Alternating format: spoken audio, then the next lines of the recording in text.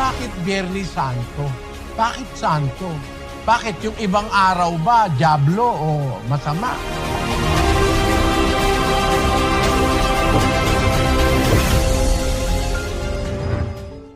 Wala sa Biblia yung Huwebes Santo, Biyernes Santo.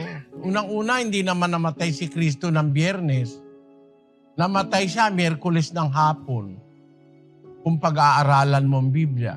Maling paniniwala na sabihin mo si Kristo, namatay ng Biyernes ng hapon. Tapos inilibing siya nung hapon. Tapos nabuhay na siya nung Sabado. Lalabas isang araw lang siya dun sa libingan. Kasi nilibing siya buong Sabado lang.